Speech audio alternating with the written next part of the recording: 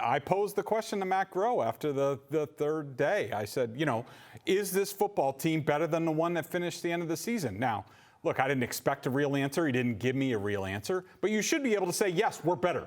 We did better in the offseason. We made up for who we lost. We got better with who we got in the draft. We feel really good about our team. And they can't say that. You know why? Because it's not true. They're not a better football team than the team that finished 10-7, fumbled down the stretch, got killed in the playoffs. They're not better. And so, to me, that's the big thing. And you talk about the guard. Look, you won't get him in the second round. Who cares? You won Super Bowls with Dan Conley, undrafted. Brian Stork, a center who was, I think, a fourth-round pick. Ryan Wendell, who was undrafted. Then you come around, Joe Thuney you take in the third round. Right. Starts immediately, helps you. Shaq Mason, fourth round, yep. Starts immediately, help you. Why do you need a guard in the first round? How is it that helping this team get better? Look, you look at Kansas City's draft, and I think I'm going to be doing this going forward. Look, Kansas City had the picks that New England had. So 21 and 54, they take McDuffie. Mm-hmm. They beat Buffalo. Now, they gave up a bunch of touchdowns to Gabriel Davis. They beat Buffalo, but still decided, okay, we got to improve our defense after we beat Buffalo. You lost to Buffalo, and you drafted a guard. So they draft McDuffie at corner, and then at 54, they come back and take a wide receiver out of Western Michigan named Sky. All right, he's pretty good. But more than that, Felger, the Steelers took a wide receiver after the Patriots, mm-hmm. two of them. And the Steelers are better at drafting wide receivers than you. You move up for a guy that nobody was moving up for. Didn't we and Belichick used to mock teams that just drafted combine guys? Mm-hmm. I mean, football. That's what Al Davis would do. Yeah, there's football speed and then there's combine speed. I don't care what the 40 is. The strange guy runs a good 40 time for a guard. What do I care? Bill would always say to us, I care about functional football speed, mm-hmm. functional football strength.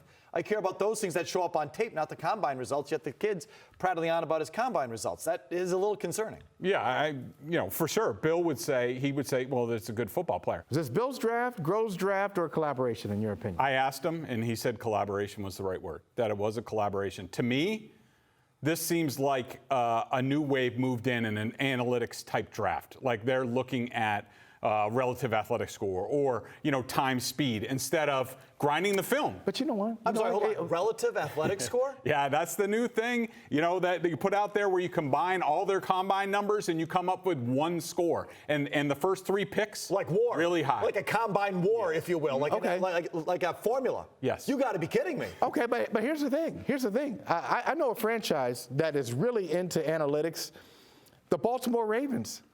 Look at their draft. Their draft doesn't look like New England's. They've been in the analytics maybe as long as the Patriots, if not longer. And then you go to the extreme. This is a bad draft. I'm just going to say it right now. I'm not going to wait 2 years, 3 years. I'm going to say this is a bad one. If you look at the other extreme, we make fun of the Cincinnati Bengals, right? They got 6 scouts. They all live in Cincinnati. Their scouts live in Cincinnati. They cover the whole country, but they got offices in Cincinnati. And look at them the last couple of years. The Bengals, who don't scout well, T. Higgins and Jamar Chase, and they've made some good picks. They made another good pick on night one, Daxton Hill from Michigan. So I don't know what the Patriots are looking at. Analytics gone wrong. There are a lot of people around the league who agree with you, Michael, that they do not think that the Patriots did very well, and they think that this was as a result of Matt Groh and his sort of inexperience and not reading the board, not having enough sources around the league to put a value on guys. Right. That's where Dave Ziegler's been around, worked for the Broncos, knows all these people in the league, and he knows, we don't need to take this guy till later because I know how the rest of the board's. It's the art. It's the toughest part of the draft, knowing you want a guy, but knowing, hey, I can wait a couple of rounds and get him.